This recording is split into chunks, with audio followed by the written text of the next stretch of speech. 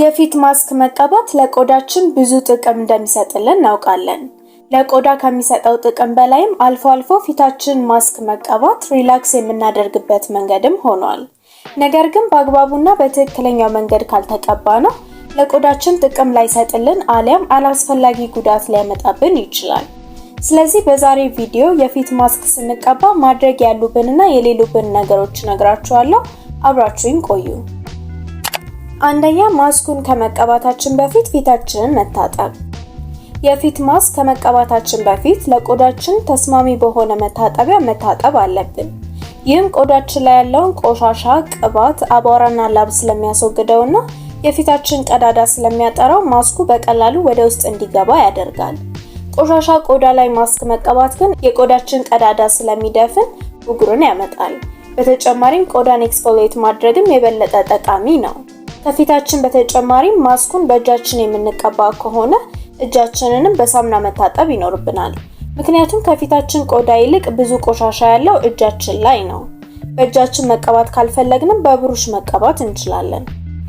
ሁለተኛ፣ ፍሬሽ የሆኑ ግብዓቶችን መጠቀም።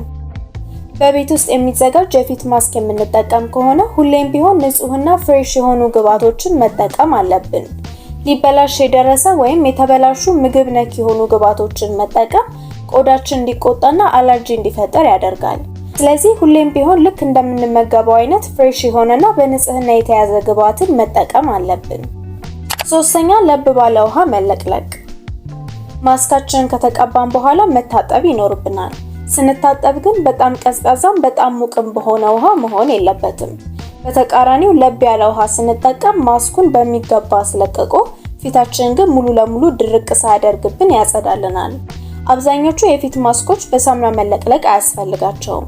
ስለዚህ ቅድም እንዳለ መጀመሪያ በሳሙና ታጥበን ጽድት ባለ ቆዳ ላይ መጀመር አለብን። አንዳንድ ከገበያ ላይ የሚገዙ ማስኮች ደግሞ ጭራሹኑ መታጠብ ላያስፈልጋቸው ይችላል። እንደዚህ አይነት ማስኮችን መጠቀም ስንፈልግ መጀመሪያ መመሪያው ላይ መታጠብ አለብን ወይስ የለብንም የሚለውን ነገር ማንበብ አለብን። አራተኛ፣ ለኛ ቆዳ የሚሆነውን ግብዓት መጠቀም።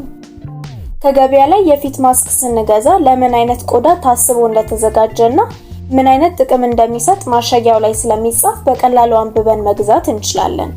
ነገር ግን በቤት ውስጥ የምናዘጋጅ ከሆነ የምንጠቀመው ግብዓት ለኛ ቆዳ ይሆናል ወይስ አይሆንም የሚለውን ማረጋገጥ አለብን። ለምሳሌ በውስጡ እንደ አቮካዶ አይነት ቅባታማ ግብዓት ያለው ማስክ ብጉር ለሚያጠቃው ቆዳ አይሆንም። ስለዚህ እያንዳንዱን የምንጠቀመውን ግብዓት ምን አይነት ጥቅም እንደሚሰጠንና ለየትኛው ቆዳ እንደሚሆን ማወቅ አለብን። አምስተኛ፣ ለረጅም ሰዓት አለማቆየትና አለማብዛት። ሁሉም ነገር በልኩ ሲሆን ጥሩ ነው እንደሚባለው ሁሉ የፊት ማስኮቻችንንም ለረጅም ሰዓት ማቆየት አለም ከልክ በላይ የደጋገምን መቀባት የለብንም። እንደ ቆዳችን አይነትና እንደምንጠቀመው ግብዓት በቤት ውስጥ የሚሰሩ ማስኮችን በሳምንት 1 ወይም 2 ጊዜ ብቻ ነው የምንጠቀመው። ከተቀባን በኋላ ፊታችን ላይ ማቆየት ያለብን ቢበዛ ለ20 ወይም 30 ደቂቃ ነው። ከገበያ ላይ የሚገዙ ማስኮች ደግሞ ምን ያክል ጊዜና ለምን ያክል ደቂቃ መጠቀም እንዳለብን ማሸጊያው ላይ ማንበብ ይኖርብናል። ስድስተኛ፣ የተረፈንን ማስክ ቀጣይ እስከምንጠቀመው ድረስ በጥንቃቄ ማስቀመጥ። የሰራነውን የፊት ማስክ ከተረፈንና ለቀጣይ ጊዜ የምንጠቀመው ከሆነ እንዳይበላሽብን ፍሪጅ ውስጥ አየር በማያስገባ እቃ ላይ አድርገን ማስቀመጥ አለብን። ተሰርቶ ከ5 ቀን በላይ የቆየ ማስክንም ባንጠቀም ይመከራል።